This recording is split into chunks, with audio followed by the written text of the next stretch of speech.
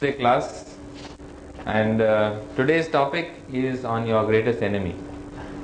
Actually, in spiritual life, many people make beginnings, and after they make a beginning, I would say majority of them fall away, because they make a start, but after they've made a start, after a month or 2 months or 3 months of enthusiastic effort, suddenly there is slackening in the effort and there is dissipation of the spiritual practices, and eventually they go back to whatever they were doing right in the beginning.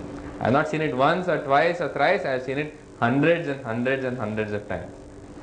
Then there are those people who come to spiritual life and they seem to be very steady and very fired up.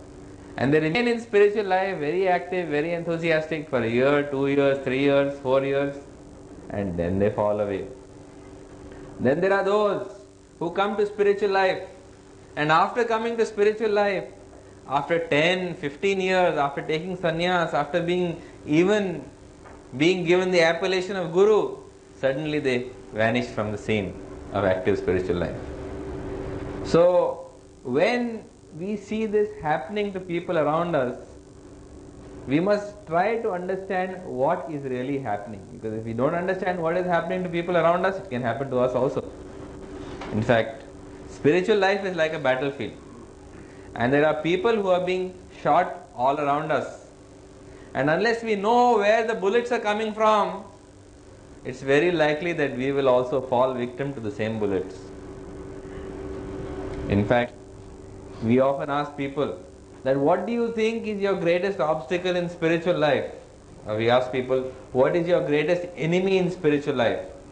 And what answer do they give? The commonest answer they give is, yes, Maya. You see, Maya, illusion is the greatest obstacle in spiritual life. But where is this illusion situated? From where does it arise? How does it get hold of you? And how can we combat it? In fact, when the Americans fought the war in Vietnam, the world's richest nation with the best soldiers, the best equipped, after fighting a long battle with probably the world's poorest nation, eventually had to leave the battlefield. So people were always wondering that how come the Americans, who were the richest nation, the best soldiers, best weapons, how did they lose battle with the Vietnamese who were so poor and ill-equipped? So I remember reading an interview with an American soldier, and they asked him, what do you think, as the man on the field, what do you think was the reason why you all had to leave the battlefield? And you know what answer he gave? He said the answer was that in actual fact we never knew who the enemy was. He says we would go, the whole troop would come, we would march around, we would patrol the countryside, and we would never see the enemy anywhere. We would play with the children, we'd give them sweets. Then before we knew what was happening, suddenly we would all be shot down. Suddenly an old lady would be coming along, would leave a basket on a bicycle nearby us, and that basket would contain a bomb. Or a child would come and put a hand grenade in the midst of us and run away. So we never really knew who the enemy was. So if you don't know who the enemy is, then how can you fight a war? You have to lose. So also in spiritual life, unless we are aware who our enemy is, unless we are very clear what we are up against, we must lose the battle in spiritual life. Therefore, it's very important to know who the enemy is. And the enemy is none other than the mind. The enemy is none other than the mind. In fact, in the Srimad Bhagavatam, there is a very interesting story. And this story in the Srimad Bhagavatam is a story which is related by an avadut to the ancestor of the Yadu dynasty. So the ancestor of the Yadu dynasty is being related a story by this Brahmin avadut, and he tells him the story of a Brahmin from Avanti. He says this Brahmin was very intelligent, he was very learned, and in addition to all this, he was also very rich. And since he had all the wonderful qualities as well as wealth,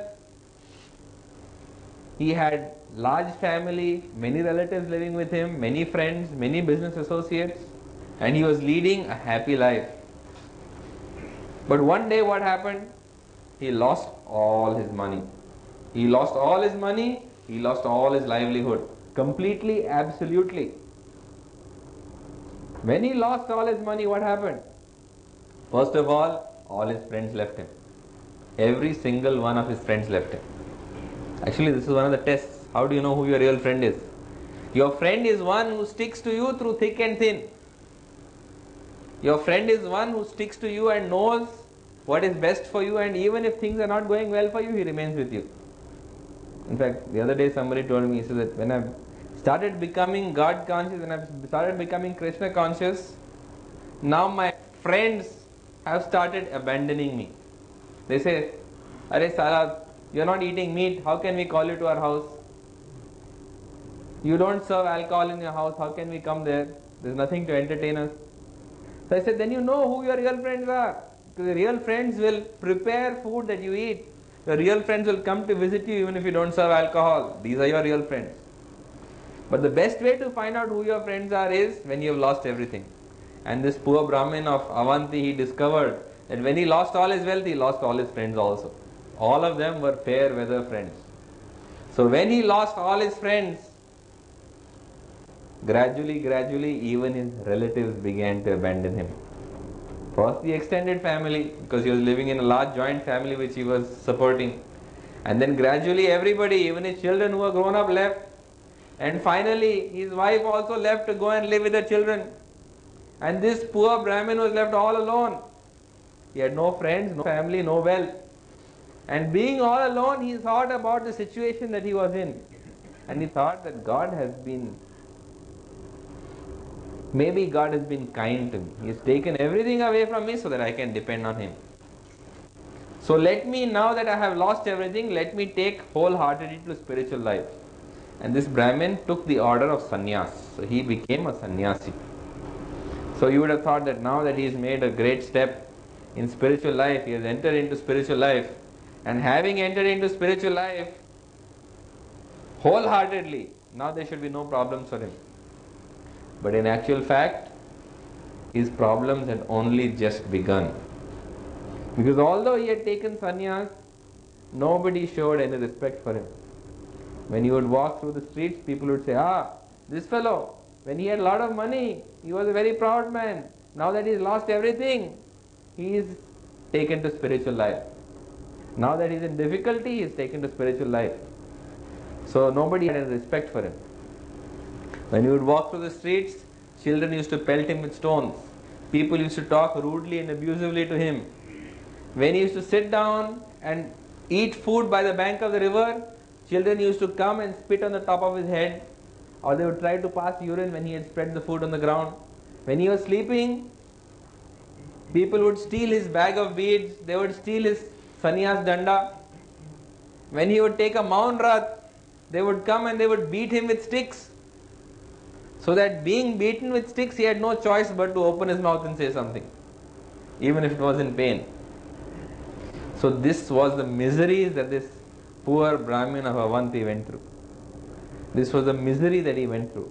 That not only he lost his family, his wealth, his friends, but even after taking through spiritual life, the miseries did not leave him.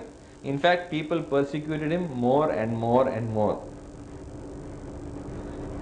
So at this point, Krishna is actually relating this story to Uddhava.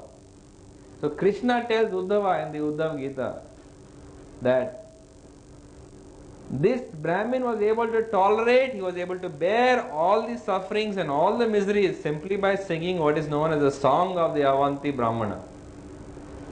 Simply by singing the song of the Avanti Brahmana, he was able to bear all the sufferings and all the miseries. So Uddhava asks Krishna that please let me hear the song that he sang. What is the song that helped him to bear his miseries? Because I also have miseries and everybody has miseries. And simply if we hear this song when we are in misery, we can also chant this song and maybe we will also be able to bear our miseries.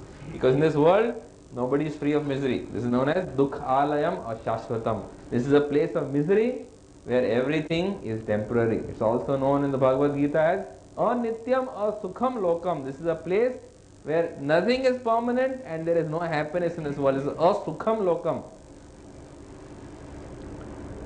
So Krishna tells him the song the Avanti Brahmana used to sing, because he was being persecuted and tortured by so many people. And you know what he used to sing? He used to say, Nayam jano me sukha dukha hetur. He says, these people who are persecuting me, they are not responsible for my distress. Very often we think that the cause of our problems is just this one rascal. If something is done to this one rascal, then everything will work out fine for me.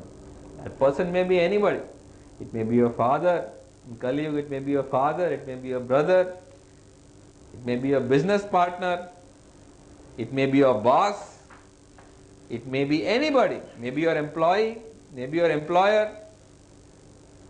But there is always somebody we find to blame for our miseries. We say, this is the person who is responsible for my miseries. Everything in my life is going smoothly and wonderfully, but this one person is the cause of my miseries. If something is done to him, everything in my life will run smoothly.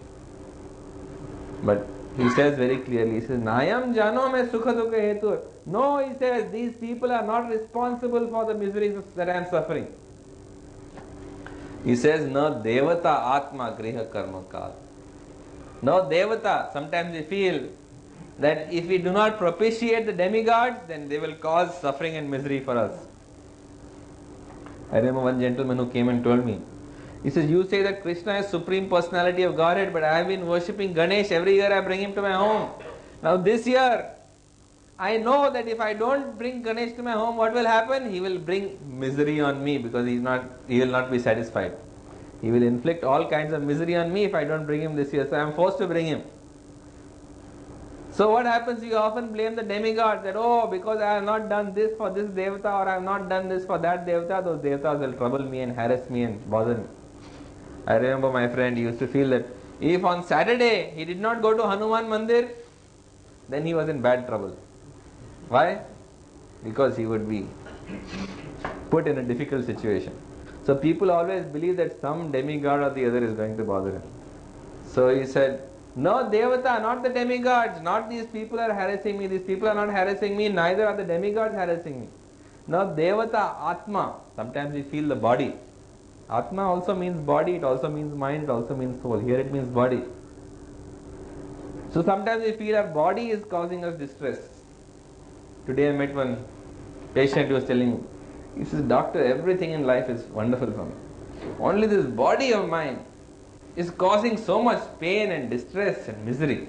So all my sufferings are due to these bodily conditions. I agree with you that once we free ourselves from this body, then only we can be happy. Because the body causes miseries and unhappiness. But this Avanti Brahmana says that no, he says, Nayam jano me sukha dukha hetur. No, devata atma, not this body also is the cause of your miseries. Sometimes we feel that if I had a better body, a healthier body, a fitter body, I would be better. He says, no, it's not your body that's causing you distress. He says, neither griha. Sometimes we feel stars are responsible. Now, devata atma griha. My friend came and told me, he says, now I am in trouble. I said, what happened? He says, abhi mera साढ़े साथी shuru hone wala hai. I said, what is this साढ़े साथी? He says, 7.5 years of Saturn. And these 7.5 years of Saturn mean that Saturn is going to harass you and harass you and harass you and harass you. So now my Sadhe Sati is beginning. This is the time and period when I am really going to go through a difficult time. So, as I pointed out, my friend, he feels that if he doesn't go to Hanuman Mandir on Saturday, then there is nobody to protect him from Shani. So Shani will come and will give him a lot of distress and a lot of unhappiness. Sometimes people feel that they are going through, I have friends who are also very interested in astrology. In fact, myself, I have taken great interest in astrology.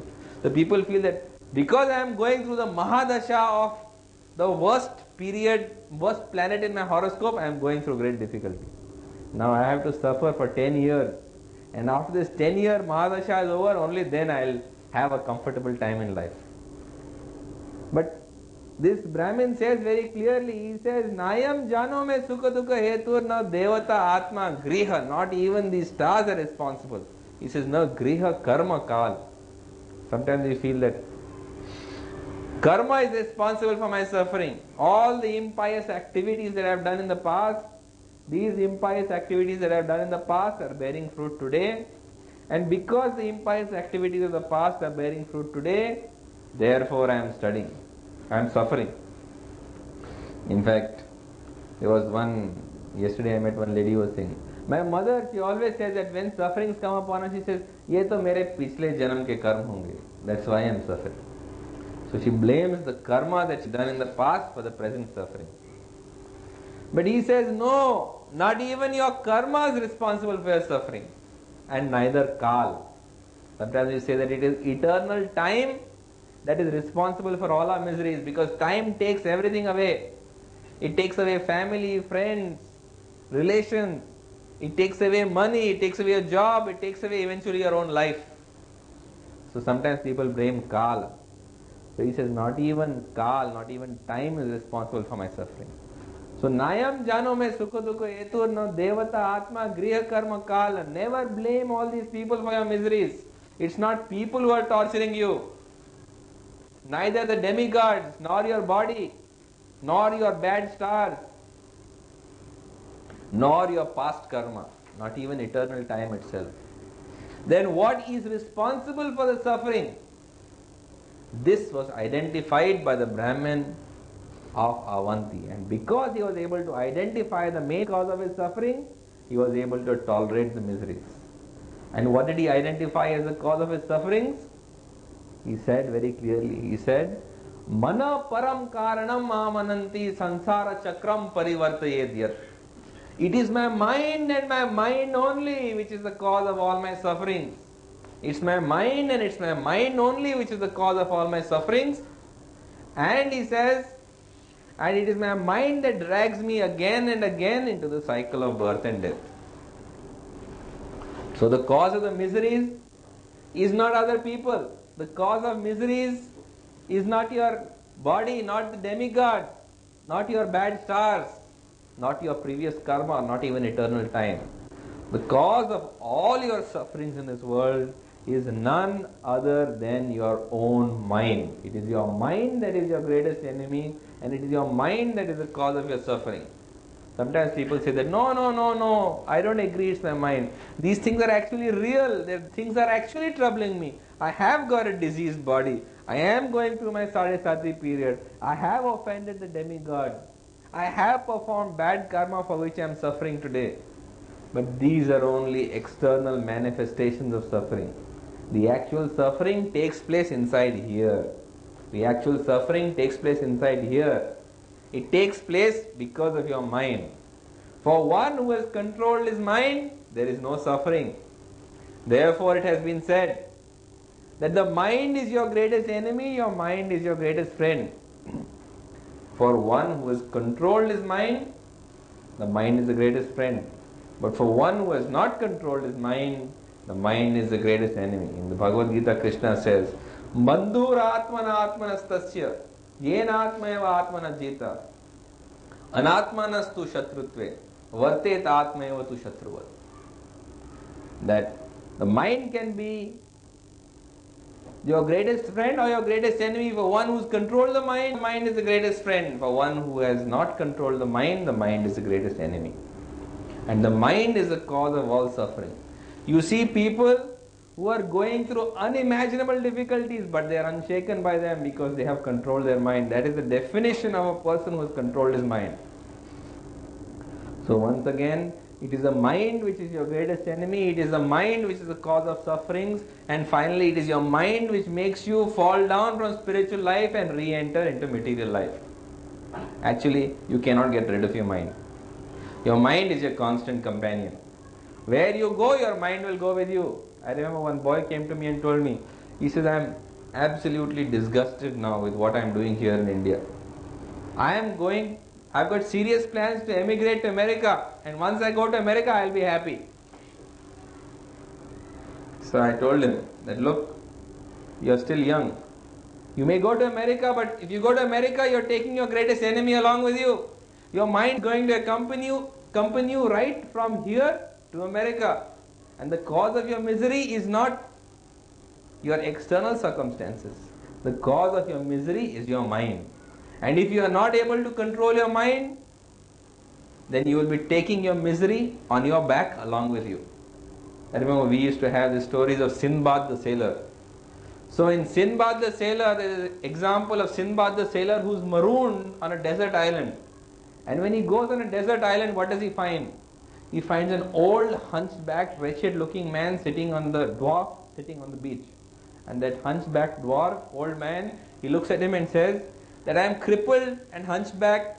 Please carry me. Because if you carry me, I'll be able to get up from this beach and go to some place more comfortable. So Sinbad, being very kind to him, takes him on his back.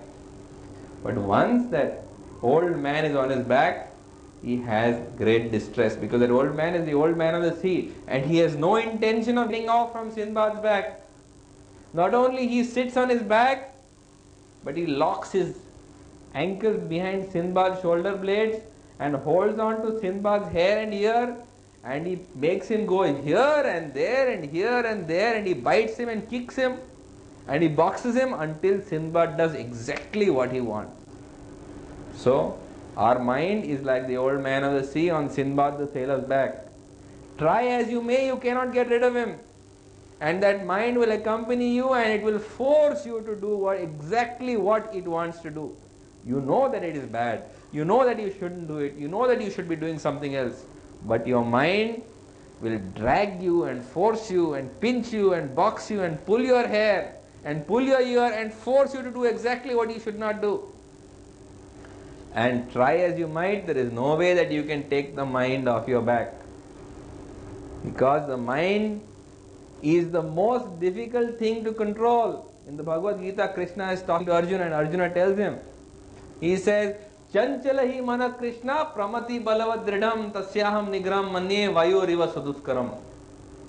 He says, my mind is restless, it is turbulent, it is obstinate. Restless, turbulent and obstinate, and to try to control my mind is like trying to control the wind. To try to control the mind is like trying to control the wind. So it is impossible to try to control the mind or get rid of it, because the mind will harass you and force you to do exactly what you should not do. And the characteristics of the mind are such that it will completely fool you into thinking that you are doing the right thing. Because the mind can convince you exactly what it wants to convince you. It will make you believe that what you are doing is the right thing. It will give you hundreds of arguments and thousands of arguments and millions of arguments why what you are doing is the best thing under the right circumstances.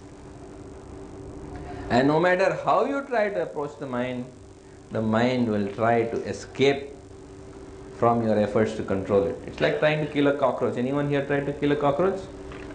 Even if you corner a cockroach in the corner of the room and you approach it with a slipper to bang the cockroach to death, suddenly the cockroach will flatten itself and get into a crevice and will be out of your reach.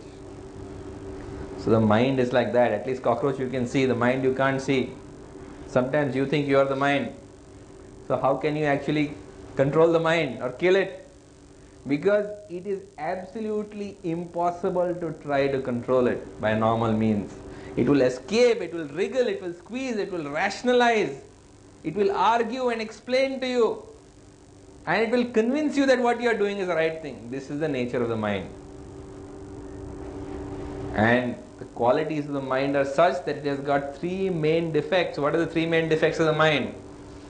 One is, its first defect is it has got mala. That means it has got impurities. What are these impurities? These impurities are the past impressions that are already inflicted and present in the mind. Lust, anger, greed, envy, illusion, madness, these are all the mal, all the impurities that are there in the mind. And these impurities are remaining in the mind waiting to manifest themselves. And every activity which you do, which is motivated by lust, anger, greed, envy, illusion, madness, that is stored in the mind as mal. I remember my friend in medical college, he was telling me, he says, look, don't give me lectures about avoiding illicit sex or waiting until I get married. He said, see, I made up my mind that until I get married, I will have as much fun with as many women and girls as I like. But once I get married, I'll be very faithful to my wife. So I said, do you realize what you're doing? He says, what do you think I'm doing? I told you this is what I'll do. I said, just try to understand one thing. You have underestimated the capacity of your mind. Every action you do, which is actually motivated by lust, anger, greed, envy, illusion, is imprinted in your mind. You think that when you are with your wife, you will be alone. You are not going to be alone with your wife. When you are with your wife, all your former girlfriends will also be sitting around you. Why? Because you'll be carrying them with you in your mind. And this is a fact.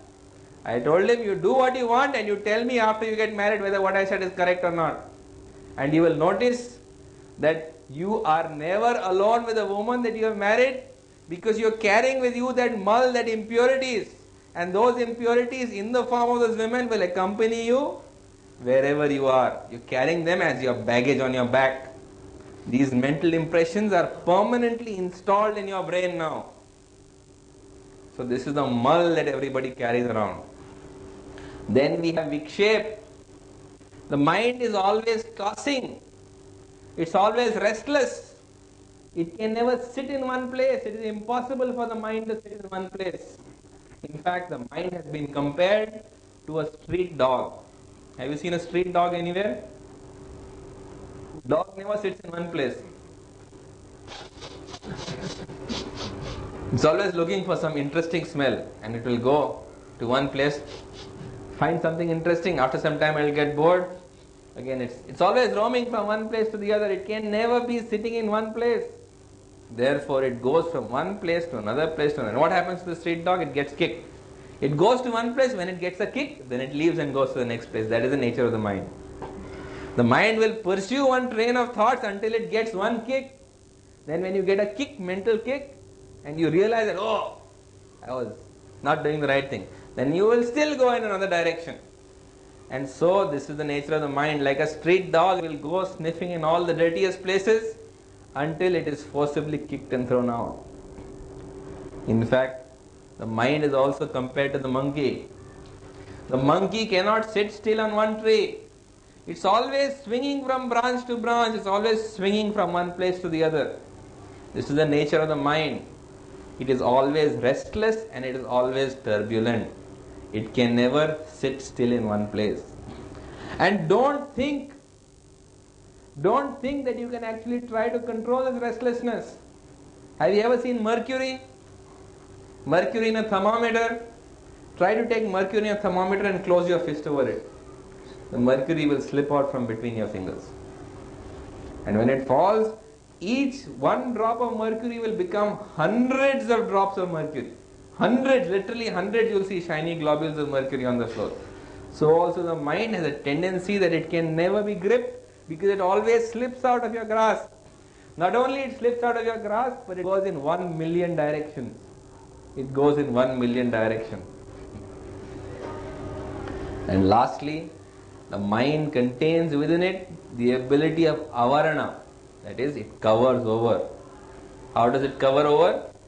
The ability of the mind is that it covers you over with the illusion. What illusion does it cover you over with? The illusion of permanency. This is the illusion in the world.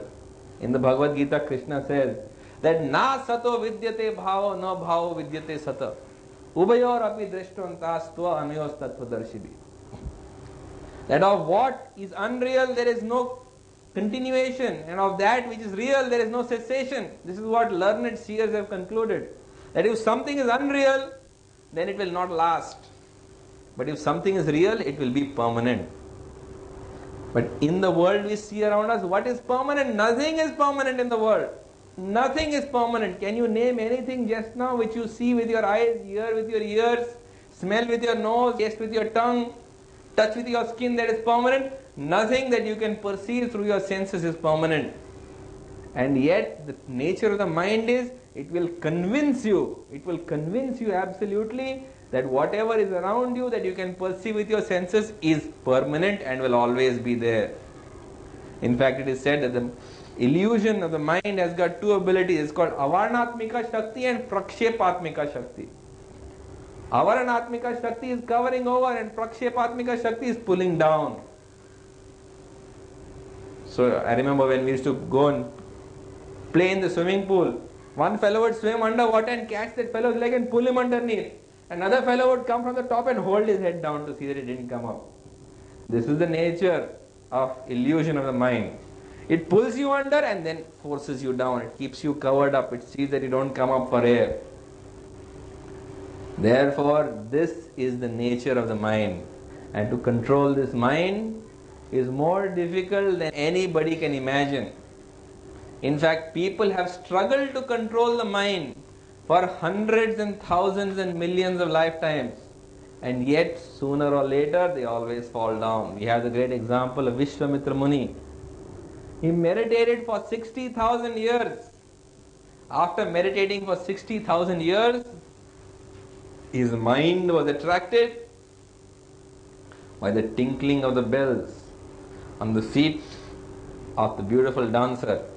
And he opened his eyes, and then the second sense captured him. And the second sense captured him, he was completely lost. Therefore, it has been said in the Bhagavad Gita that even one sense, even a single sense, can actually drag you to destruction. Even a single sense, just hearing, just imagine, only hearing can drag you to destruction. You may close your eyes, you may control your tongue, you may not touch anything, but just hearing brought about his downfall. It's like in your house. If you have 10 doors and you keep 9 of them closed, the thief can enter through the 10th door. This actually happened in my house. We lock the doors and windows, all of them. We have grills over our windows. But yet one day a thief entered our house, and having entered our house, after ransacking the house, he left the main door open and went out. So you're wondering, how did he come in? Then we went and saw that the servant's bathroom is only such a small window. But he had put a ladder there and he had climbed through the servant's bathroom and come in through that window and come into the house. So we always think that we have controlled our senses, we have controlled our mind. But through a small chink that we have left, climbs in and it drags us to destruction. Because this, in fact, is the nature of the mind. And unless we know how to control the mind, there will be no possibility for us to make further progress in spiritual life. In fact, the more you struggle against the mind, the more powerful the mind becomes. The more you struggle against the mind, the more powerful the mind becomes. It's like being stuck in quicksand. Have you seen quicksand? Quicksand sucks you and sucks you and sucks you until you're up to your neck. And the more you struggle in the quicksand, the faster it pulls you down. The faster it pulls you down. So this is the nature of the mind. The more you struggle against the mind, the happier the mind is. Aha, wonderful, let him struggle. Because through that struggle, he is getting more and more into my clutches. In fact, there's a famous story I'd like to relate to you. It's here from the Yoga Vasishtha. It is a story of King Sikkidwaja. King Sikkidwaja was a great king. And he had a beautiful wife by the name of Chudalai. And she was an accomplished yogini. She was a highly realized, exalted soul. But usually husbands never think their wives are spiritually advanced. They always think they are more spiritually advanced than their wives. So he never took her very seriously. And although they had everything that anyone could want, King Sikkidwaja was dissatisfied. Why was he dissatisfied? Why else? Because he had not controlled his mind. So one day he told his wife that I am now going to abandon my kingdom and I am going to leave behind everything and going to seek shelter in the forest. And going to the forest, I will go there and perform spiritual practices to attain moksha. So that's exactly what he does. His wife tries to dissuade him. But although his wife tries to dissuade him, he refuses and he goes out on his own. He leaves his beautiful wife, he leaves his kingdom, his throne, he leaves his courtiers, his subjects, his treasury, everything. And simply wearing a ragged cloth around him, he goes to the forest. So his wife lets him go and she continues to run the kingdom. And after some time, after a few years are over, she decides that she should visit her husband and see what progress he has made. So by virtue of her yogic powers, her siddhis, she finds out where he is and she goes and she approaches him. But when she approaches him, she doesn't approach him as his wife. She takes the form of a yogi. She takes the form of a muni, and carrying a pot in her hand and beads in the other hand, she goes as a male muni and approaches him. So when King Sikhidoja sees this gentleman approaching him, he sees the muni approaching him, he asks him what his name is. So he says, my name is Kumbha Muni. Kumbha means one who is born from a pot. So he says, I am Kumbha Muni. So immediately Sikhidoja offers great respect to him, because he can see that Kumbha Muni is not walking on the ground. He is walking 1 foot above the ground by virtue of the yogic siddhi that she has acquired. So Kumbha Muni asks her husband that, how are you? Are you happy? Have you made great progress? Have you found bliss? Have you found contentment? So King Sikhidoja says that I have not made any progress. I have not found peace of mind. What to speak of bliss or happiness? I have not even found peace of mind. I am still miserable. I am still disturbed. After spending so many years in the forest in renunciation, I am still disturbed. So Kumbha Muni tells him 2 stories. One story he tells him is of a very rich man who wanted to find the Chintamani. What is Chintamani? Chintamani is a precious stone. If you have that stone, all desires can be fulfilled. It's a touchstone. So this man was eagerly seeking out this Chintamani, this touchstone which could fulfill everything. And this touchstone incidentally was always there on his dressing table. But although he felt that this could be Chintamani because it is lying there on his dressing table, he thought that I have not performed any tapasya. I have not performed any austerities. I have not taken great pains, nor have I suffered greatly. So since I have not performed austerities or tapasya, without suffering, how can I get Chintamani? Therefore this must not be the Chintamani, this must not be the touchstone. So abandoning all things, he goes to the forest. And in the forest he finds some broken glass. And taking this broken glass, he hugs it to his chest, thinking that it is a touchstone. And this broken glass, it cuts him. But still he feels that this is the touchstone that he has found. So Kumbha Muni tells him, you are like this man. Chintamani, the touchstone, the secret of happiness, bliss is there in your home. But you have left your home, you have left your kingdom, you have left your dependence, and you have come here seeking the touchstone which is actually lying there on your dressing table. And you have taken the broken glass of austerity, and now you have cut yourself with this broken glass of austerity, thinking that you have actually achieved great things. But now you are wise, you have realized you have achieved nothing. He also tells him the story of the elephant. That once upon a time, there was an elephant, and this elephant was bound in chains, iron chains. And these iron chains, although they bound the elephant very tightly, the elephant was very big and strong, used the huge tusks which he had to shatter the chains completely. And having shattered those chains, he escaped into the forest. And the mahout who was seated on the head of the elephant was thrown on the ground. But the mahout, although he was thrown on the ground, was not dead. So this mahout, he got up and he prepared a pit for the male elephant and covered it with leaves and grass. And sure enough, the elephant came again and he walked onto the pit. He fell in the pit. Again he was captured. Again he was bound by chains. So same thing has happened to you, Kumbha Muni explains. That you are the elephant and you have been bound with chains of desire. Actually, iron chains, they rust and they become weaker with time. But the chains of desire, they don't rust. They become stronger with time. The chains of desire, they become stronger with time. But still using your 2 tusks of vivek and vairagya, of discrimination and renunciation, you have broken these chains of desire. And you have escaped into the forest. But because your real enemy has not been destroyed, but merely temporarily dislodged, he has again trapped you and put you into a great difficulty. So King Sikhidoja looks at his wife, now in the form of Kumbha Muni, and he asks him that, what have I done wrong? I have given up everything in the world and I have sought spiritual solace. So what could I have done wrong? So Kumbha Muni tells him, and yes, you think you have given up everything, but actually you are not at all renounced. You are not at all renounced. So Sikhidaja says, what else do I have to give up? I have given up my wife, my family, my wealth, my kingdom. Alright, he says, maybe my grass hut is still there. So he takes a torch and he sets fire to his grass hut. Then into that grass hut, he takes off his torn cloth that is wrapped around him, he throws that also into the fire.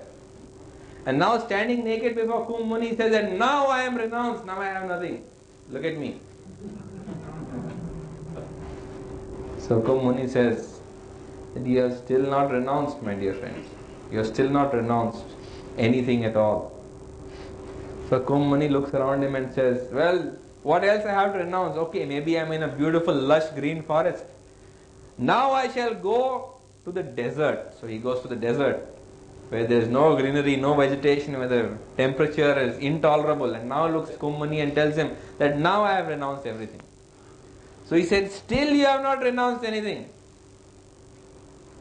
So Sikhidaja looks and says, now what is there to renounce? Then he looks at his body. He said, yes, I have my body to renounce.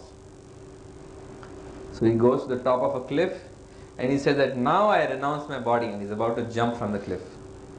So at that time Kumbha Muni stops him and says, why are you going to give up your body? Don't give up your body, because your body is not the cause of your distress. After all, what can your body do to trouble you? You should actually seek that which is the cause of the agitation in your body. Just like the wind rustles the leaves, just like the wind moves the plants and the branches of the tree, so also there is something in this body which disturbs the body and agitates it. There is something in the body which puts the body into motion. That is what you have to renounce. And that, Kumbha Muni explains to him, is none other than the mind. So Sikhidaja asks, well, what is the mind then?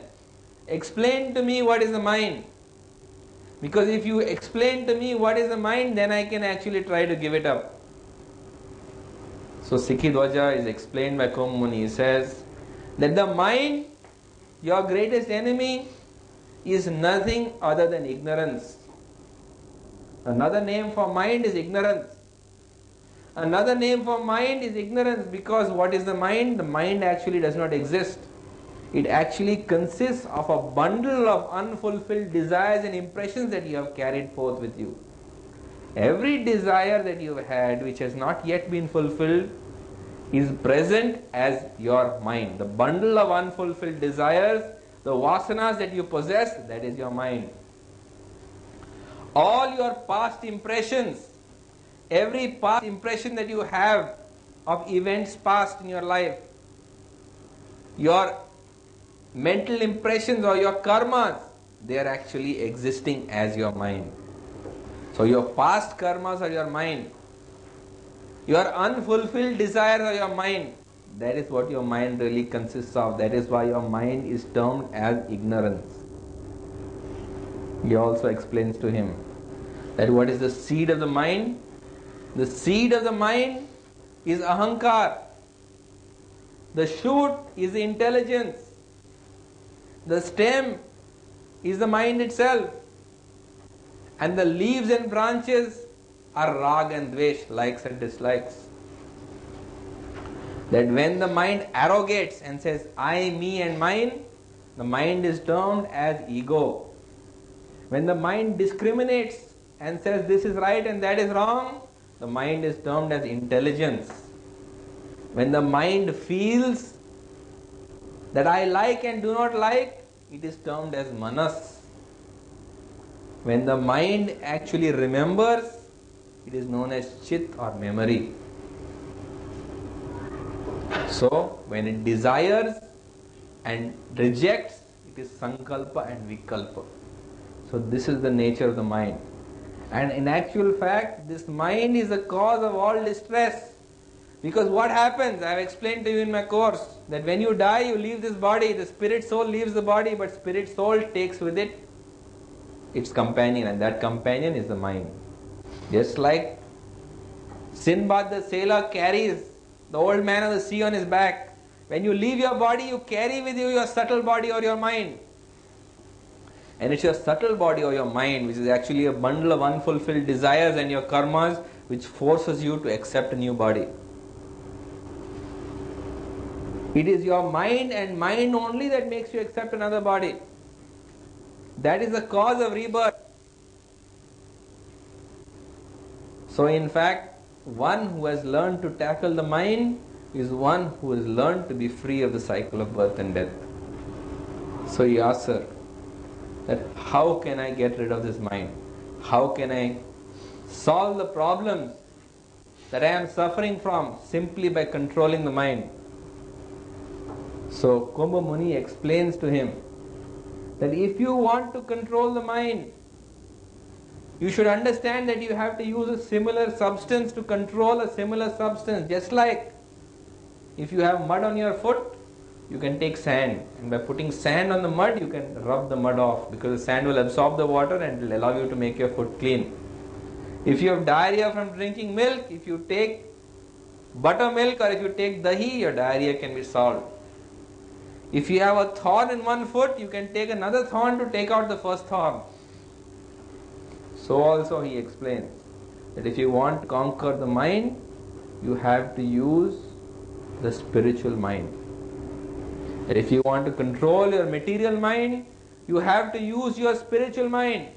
If you want to control your ashuddh manas, you should use your shuddh manas. The impure mind is controlled by the pure mind. The material mind is cured or tackled only by the pure mind. Material mind by the spiritual mind. The impure mind by the pure mind.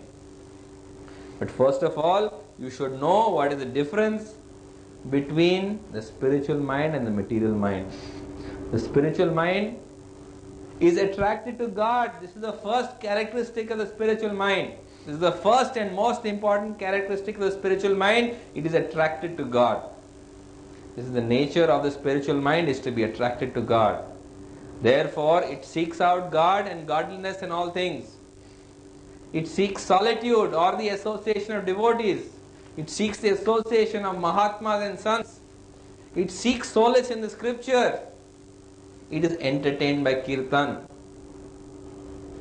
It is pacified by the chanting of the holy name. This is the nature of the pure mind or the spiritual mind. It is a mind which is attracted to the higher. And the impure mind or the material mind, it is attracted to things of the world. It is attracted to material pleasures of the senses that actually take you away from God. It is attracted to video, movie, TV. It is attracted to novels. It is attracted towards all sinful activities. This is the nature of the impure mind. And simply by starving the impure mind and feeding the pure mind, the impure mind can be destroyed.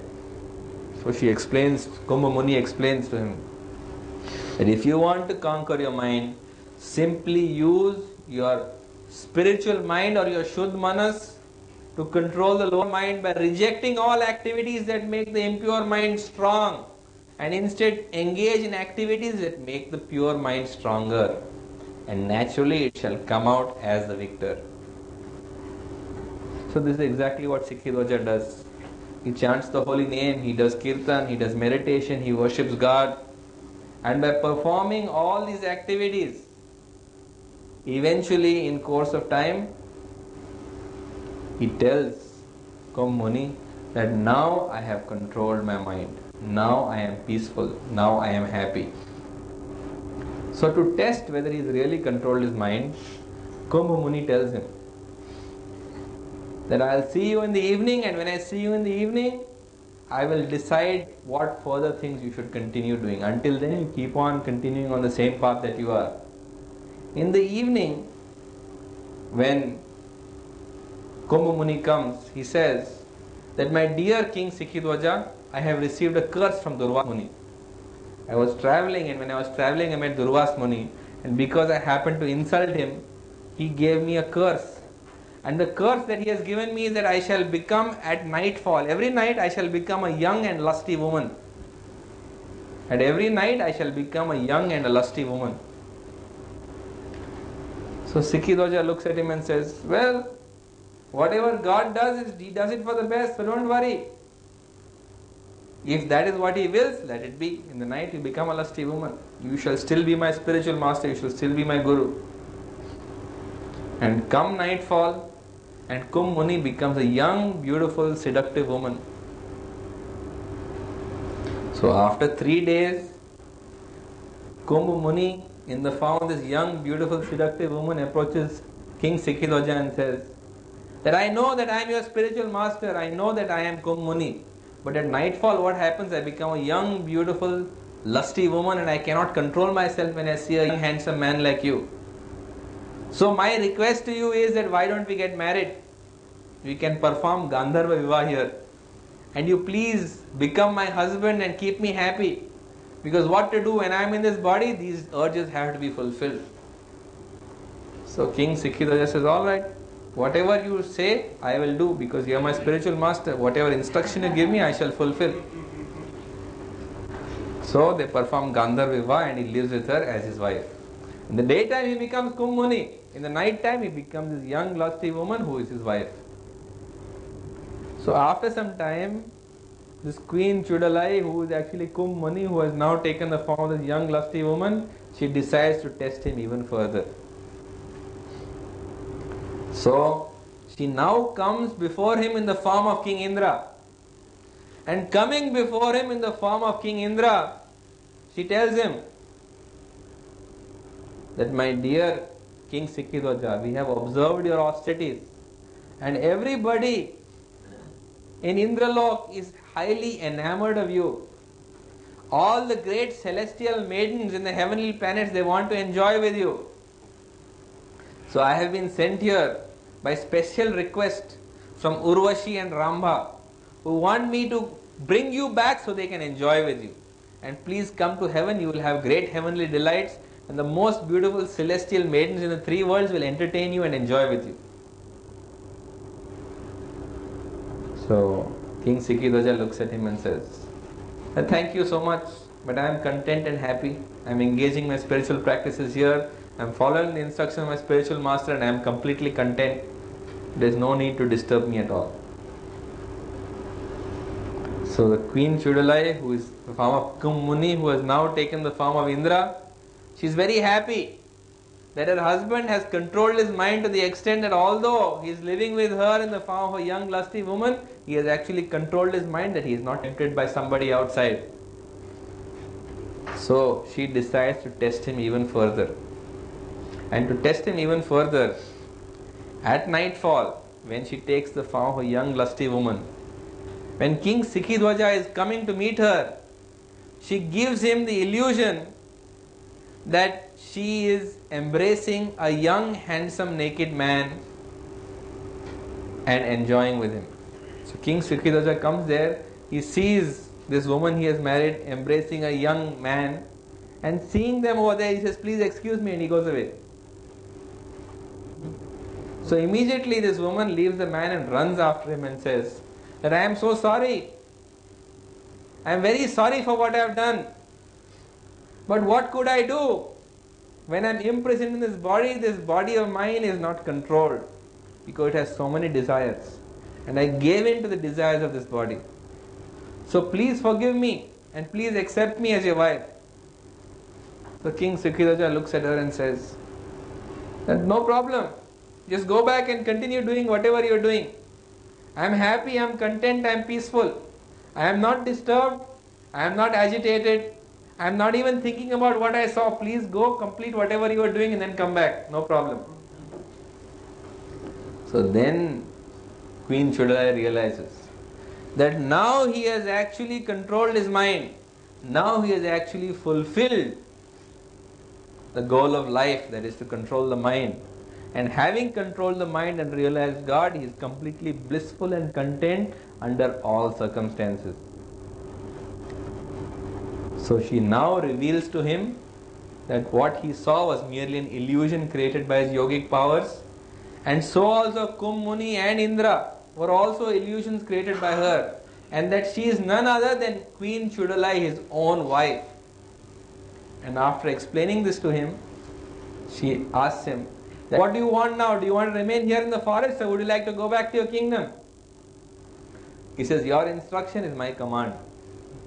Whether I go to the kingdom or whether I stay in the forest, it's all the same to me. You tell me what you want me to do, and that I shall do. So she tells him, come, let's go back to the kingdom. Now you can look after the kingdom. And so they go back and they look after the kingdom and live happily ever after in their lifetimes. And at the end of their life, they go back to Godhead. Because the secret of controlling your mind is simply this, that if you want to control your mind, you have to engage in activities of the spiritual mind, and you have to starve the material mind of the activities that will strengthen it. There is no neutral activity. Please remember that. If you think that you are performing an activity which is not a spiritual activity, then you can be sure you are strengthening the lower mind. If an activity is not strengthening the higher mind, you have to be sure it is strengthening the lower mind. And the lower mind is so deceitful that it will constantly convince you. It will always convince you that what you are doing is the right thing. Because the mind consists of two components. It consists of the conscious component and the subconscious component. There is a part of the mind that you can see, and there is a part of the mind that you do not see. It's like an iceberg. If you see ice floating, 1/10 is above the surface and 9/10 is below the surface. That is the nature of the mind. Just like ice which floats 1/10 above and 9/10 below, the mind is only 1/10 above and 9/10 below. This is the nature of the mind. Once upon a time, there was a great ship that was launched, and that ship was known as the Titanic. It was called the unsinkable ship. Why was it called unsinkable ship? Because it was made of iron. And it was a big steamer. And they thought that nothing could sink that ship. It was called the unsinkable ship. But that ship sank. Why did it sink? It was sunk by an iceberg. When they saw the iceberg, they thought that nothing can happen to this ship. It's such a tiny little iceberg, because they saw only so much of the iceberg. 9/10 of the iceberg was beneath the surface. And when the ship passed, that iceberg ripped open the bottom of that ship, and that ship filled up with water and sank to the bottom of the sea. So also, many a ship has been launched in spiritual life. Many a ship has been launched in spiritual life, and it has been called an unsinkable ship. Many a ship has been launched in spiritual life, and it has been called an unsinkable ship. And such people have reached great exalted positions in spiritual life. But because they have underestimated the mind, what has happened? The subconscious mind has damaged them, and before they have known what is happening, they have gone underwater again. So that is the nature of the mind. Never underestimate it. Even if you don't think you're doing wrong, please judge, not from your opinion, but from Shastra Chakshu. What is Shastra Chakshu? Shastra Chakshu means looking at it with the eyes of scripture. Because when the scripture says something, it is absolute. It has been said, Ya Shastra Vidam Utsrijaya Vartate Kama Karata Na Sa Siddhim Avapnoti Na Sukham Na Param Gatim. For one who disobeys the injunctions of the scripture, for such a person, there is no peace, there is no happiness, and finally there is no perfection and no final destination. So judge your activities from the scripture. Note that it's your subconscious mind which will eventually cause your destruction. Because the subconscious mind contains so many things you would not like to reveal. That's why it remains subconscious. It's like the story of Bluebeard. Bluebeard was a very famous man. He married hundreds of women. And after he married them, and after taking their dowry and their money and whatever else they had, he would kill them and he would hang them in the closet. Closet means a big cupboard. There's a room in the form of a cupboard. He would hang them over there after killing them and making all their money. But one day what happened? His last wife got the key to that cupboard, and she opened the key to that cupboard. And when she opened the key to the cupboard, she saw all the skeletons there. And therefore he was God. All of us have got skeletons in our cupboard. All of us are bluebeards.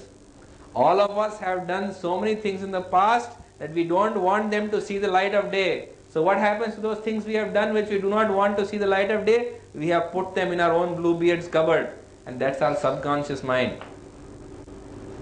And suddenly at some time in the future, somebody is going to open that door. And when that door is open, the skeleton will come tumbling out. And that will be your test. Because people can resist temptation from outside. But when temptation comes from inside, that is difficult to resist. External temptation is easy to resist because it comes from outside. You can say no. When temptation comes from the subconscious, when temptation comes from within, then first of all you have to recognize it as a temptation. That is the biggest obstacle. If you don't recognize it, then you never know when it catches you. It will come secretly, silently in the night and puts a noose around your throat. Before you're knowing what's happened, it has got you. So always beware the mind. Because the mind is the cause of your destruction. The mind is the greatest enemy. In fact, it has been said that the mind can fulfill many things if you can control it. But if you can't control the mind can lead to your destruction. In fact, there's a famous story of a man who was given a genie in a bottle, Aladdin's lamp. And he was told, you rub this Aladdin's lamp and the genie will come out. And when the genie comes out, you give him any command, he can fulfill it. So this is exactly what he did. But after he rubbed Aladdin's lamp, he read the small print on the lamp. You know, when you sign a contract, there's always some small print which your people are wishing that you will not read. And the small print, it was written on the lamp that if you do not keep this genie engaged, he will eat you up. So he tried his best to keep the genie engaged. The genie was doing things so quickly and so rapidly that this poor man could not sleep. He asked him for wealth, he gave him wealth. He asked him to do this work, he did it. He asked him to build a palace, he built it in no time. And the faster and faster he gave him the commands, the faster and faster he fulfilled it. And he realized that sooner or later this genie is going to eat him up. So he told the genie that, my dear genie, you please put a ladder up against the wall. And after you put a ladder against the wall, you climb up that ladder. And when you reach the top of the ladder, you climb down. And you keep on doing this until I think of something for you to do. And when he did this, he found that he was at peace from the genie. So, where is the genie? The genie is our mind. All of us have that genie. And that genie is out of the bottle. It's too late to push him back there. And that genie can fulfill many things. He can do many wonderful things. But unfortunately, if you do not keep this genie engaged, this genie that is your mind will eat you up. And he is eating you up. He is eating all of us up. But there is one way to keep the genie engaged. And what is that way? This is the ladder. And you have to keep the genie engaged on this ladder. When you are not doing any useful activity with your mind, keep your genie engaged on this ladder, climbing up the ladder and then climbing down the ladder. And again climbing up the ladder and again climbing down the ladder. And if you do this to your genie and keep him engaged constantly when you are not doing anything useful, your genie will not eat you up. And by climbing up and climbing down the ladder, I mean chanting the holy name. In the Bhagavata Purana it has been mentioned, Harer Nam, Harer Nam, Harer Nam eva kevalam. Kalau nasti eva nasti eva nasti eva nasti eva gatir anyatha.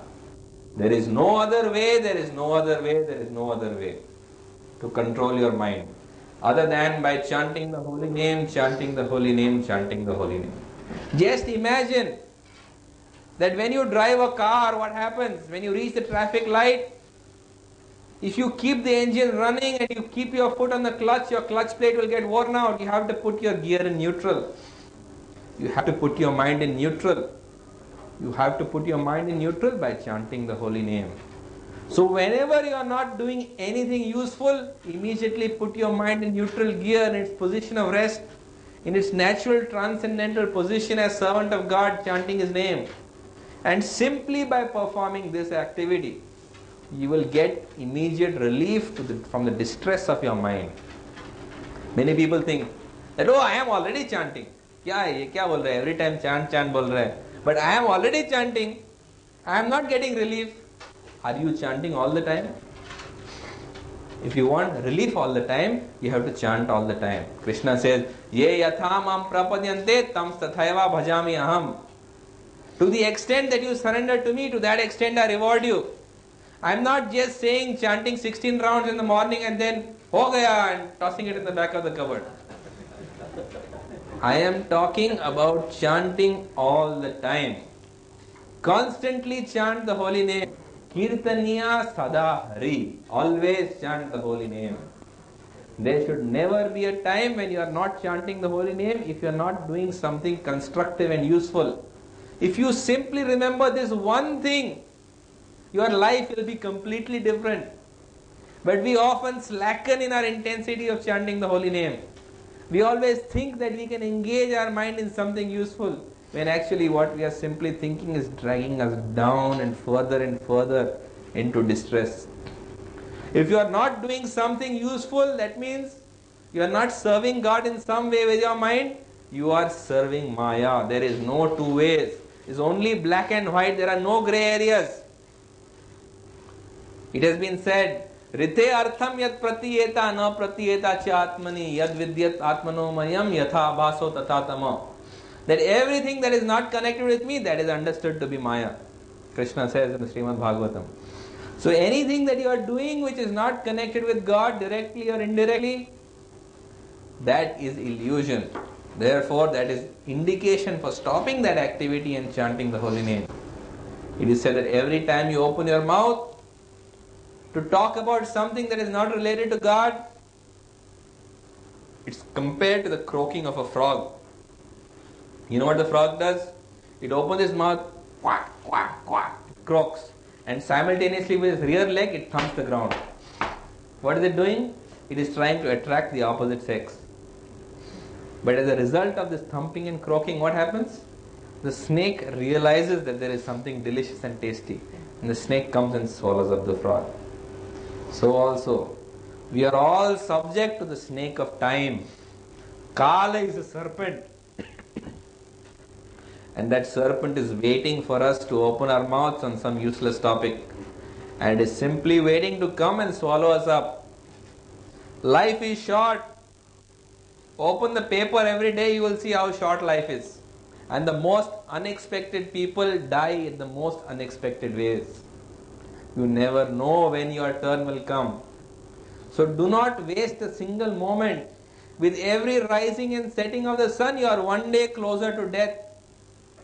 Unless you are chanting the holy name, then you are one day closer to immortality.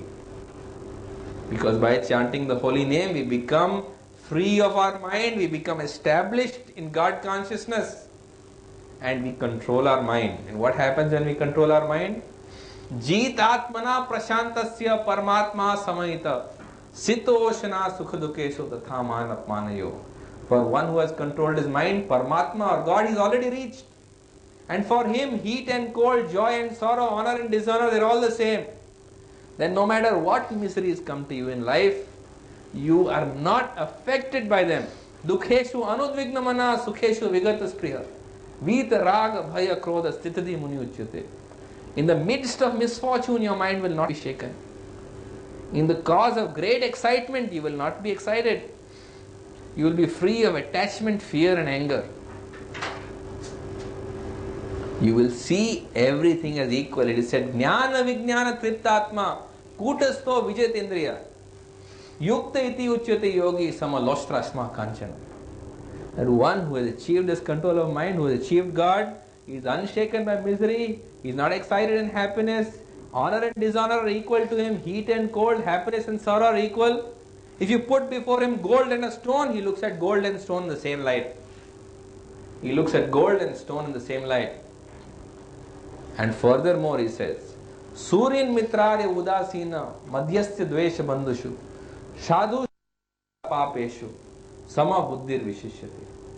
Furthermore, everybody you come across, you look at them equally. Whether he is a friend, a mediator, an enemy, whether he is a sinner or whether he is a saint, you look at them with equal vision. That is a sign of a controlled mind. And you will live in unshakable happiness and peace. Sometimes people say that, oh, you're talking about big, big things, but I don't have faith in what you're saying. Doesn't matter if you don't have faith. Just chant. I'm repeating to you what Mother Teresa told me. She said, even if you don't have faith, doesn't matter, just pray incessantly. She took out a japmala and she showed me a japmala and she said, just pray incessantly. And if you pray incessantly, what will happen? You will develop faith. Even if you don't have faith to begin with, by constantly praying, by constantly chanting God's name, faith will develop in you. If you nurture that faith, what will happen? That faith will become transformed to love. When you have love, love cannot sit still.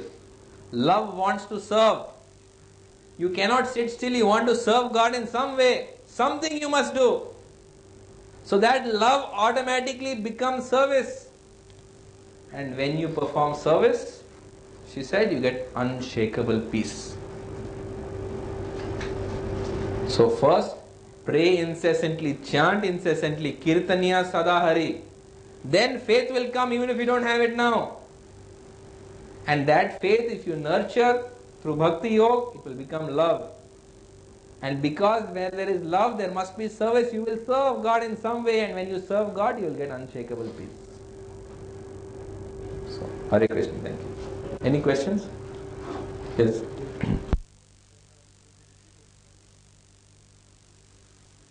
He's saying that what I said is very difficult in Kali. What is difficult? Chanting the holy name is difficult? Controlling the mind.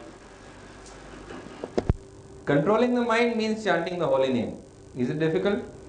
All the time chanting is difficult. No, it's not difficult. I never ask anybody to do anything which I don't do. Please note this. I never ask you to do anything that I do not do. Doesn't matter if you cannot carry the beads. I always carry with me this counter. This counter I chant, and I count what I chant. This counter is always in my pocket. It's on a chain, so I don't lose it. I work from 8 o'clock in the morning till 8 o'clock in the evening most of the days. And still I find time to chant somewhere around 24 rounds. Anyone works more hours than I do? Anyone works more than 12 hours over here? No? So, if I can do that, why can you not do it? Every spare moment in your lunch break, in 15 minutes in between, waiting for somebody to come and meet you, in between things that you are doing, you can always find time to chant. When your mind is not engaged in something useful, chant. Nobody can say they don't have time to chant. It's not the truth.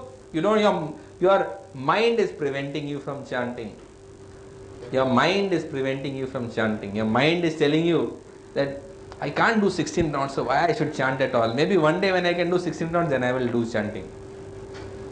Or their mind will tell you that I can't do quality chanting, so what's the use? Better not to do it. Alright? You just chant. By constantly chanting, the chanting will become quality chanting. But if you don't start chanting, you will never get to the idea of quality chanting. So, whether you are chanting with quality, without quality, with time, without time, with concentration, without concentration, just chant. Every word of God that you mention has got an effect. Of course, if you chant with concentration, it has the maximum effect. If you chant without concentration, it has got less effect. If you chant distractedly, it has even less effect. But the effect is always there. It's better than in doing anything else. So by using your tongue in chanting the holy name, at least you are preventing your tongue by being engaged in something else. That itself is a positive effort. Not doing something negative is positive. So at least you do that. And then gradually you can go up. But your mind, which is your greatest enemy, will give you a million reasons why you can't chant. It will give you 1 million reasons. Everyone can write a book on the reasons why they cannot chant their rounds. Each of you can write a big bestseller on why they cannot chant. They will all have big volumes, reasons why I cannot chant. But there's only one reason why you cannot chant, that is your mind. The mind knows that that is medicine for it, and it doesn't want the medicine. It's like my son. When I have to give my son his medicine, like when he's not ill, when I have to give him his medicine when he's not ill. Daddy, not now, after my food I'll have. No, Daddy, let me have my milk. I'll have one sweet first, then I'll come. Let me wash my face, then I'll have. Always it is trying to push off the medicine. He's always trying to push it off because medicine is bitter. So that is most bitter for the mind is to chant. So the mind is always saying, no, not now. Now I don't have time. Now I have to do this. Now I have to do that. Now I'm busy with something else. No, now I'm so tired that chanting won't be of quality. Better not to do it anyway. So this is your mind. So to defeat your mind, you have to chant. Whether your chanting is good or bad or mediocre or useless chanting, doesn't matter, at least chant. Your tongue is engaged in something useful. Even if it is not useful, it's being prevented from being engaged in something useless. So always chant the name of God, Kirtaniya Sadahari. Any other questions? Why do you have to count it? Why can't you just chant without? Once again, you have to count because your mind is your greatest enemy. Your mind is convincing you that you have chanted 1 million rounds of God, but when you count and you see, I have not finished even 16 rounds. One person actually told me, he said, I am chanting easily 16 rounds. I said, okay, one day you chant, take this counter and chant and tell me. Next day he told me I was not even chanting 1 round. Because I was counting, I came to know. Because your mind is deceiving you, your mind is cheating you. Your mind is telling you, I am Haridas Thakur, I am chanting 300,000 names of God every day. But when you actually count, then you see, Arey, kitna kiya hai? Bahut baki hai. So this is the thing. Because your mind is your enemy, therefore your mind will tell you, count kyun karna hai? Chant karo. But actually you have to chant because your mind is deceiving you into believing you are chanting endlessly and constantly and wonderfully. So you need something objective to tell you how much you have chanted. Any other questions? Yes? Why is it necessary to have 16 rounds? Why not less up? Well, I never said that you should chant 16 rounds. I told you Kirtaniya Sada Hari. I said constantly chant God's name. Actually, if you count your breaths that you take in the daytime, throughout the day, you take 21,600 breaths a day. So the minimum you should do, I feel, is that you should count at least one name of God for every breath that you take. If you chant 16 rounds a day, it works out to approximately a little more than that. If you chant 16 rounds of the Hare Krishna Maha Mantra, Hare Krishna, Krishna Krishna, Hare Hare, Hare Ram, Ram Ram, Hare Hare. 16 words, 16 names of God. If you chant that 16 rounds, you calculate, it works out a little more than that. So that is a minimum. For every breath, if you can't remember God, then what is the use of living? Better you don't breathe.